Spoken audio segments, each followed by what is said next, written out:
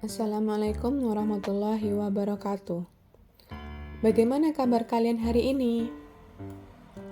Alhamdulillah, kalian semua dalam kondisi sehat walafiat. Anak-anakku sekalian, ayo kita sama-sama memperhatikan ketiga gambar berikut ini. Apakah kalian pernah tahu tentang gambar-gambar ini? Nah, ketiga gambar tersebut merupakan beberapa contoh dari cerita fantasi. Hari ini kita akan belajar tentang cerita fantasi. Ada yang tahu apa itu cerita fantasi? Cerita fantasi adalah cerita hasil rekaan imajinasi ataupun hayalan pengarangnya. Di dalam cerita fantasi terdapat unsur-unsur cerita fantasi. Yang pertama, tokoh dan penokohan. Tokoh adalah pelaku yang ada di dalam cerita, sedangkan penokohan adalah pengungkapan sifat yang dimiliki oleh para tokoh di dalam cerita. Cara penggambaran tokoh yaitu dapat diamati dari dialog antar tokoh, tanggapan tokoh lain, dan perilaku yang dilakukan oleh tokoh. Yang kedua, latar.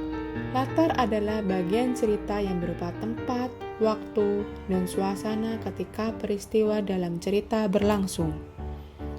Latar tempat mengungkapkan di mana peristiwa dalam cerita terjadi. Latar waktu mengungkapkan kapan peristiwa dalam cerita terjadi. Dan latar suasana mengungkapkan perasaan tokoh dan bagaimana situasi kondisi lingkungan tokoh tersebut berada. Yang ketiga, alur. Alur merupakan rangkaian peristiwa dalam suatu cerita. Yang keempat, tema.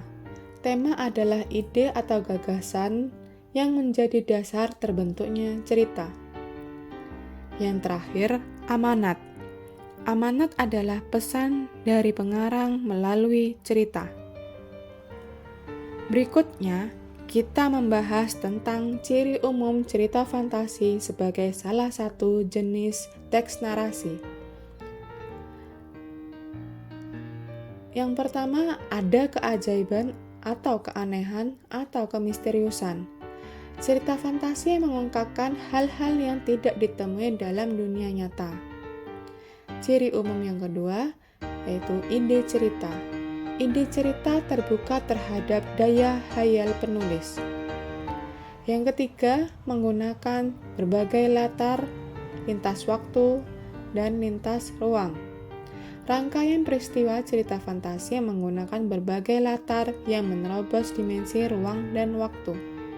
Yang keempat, tokoh unik. Tokoh dalam cerita fantasi bisa diberi watak dan ciri yang unik yang tidak ada dalam kehidupan sehari-hari. Selanjutnya, bersifat fiksi. Cerita fantasi bersifat fiktif atau hayal, bukan kejadian nyata. Dan ciri umum yang terakhir yaitu bahasa. Bahasa yang digunakan variatif, ekspresif, dan menggunakan bahasa sehari-hari, sehingga pembaca mudah memahami cerita tersebut. Nah, demikian pembelajaran hari ini.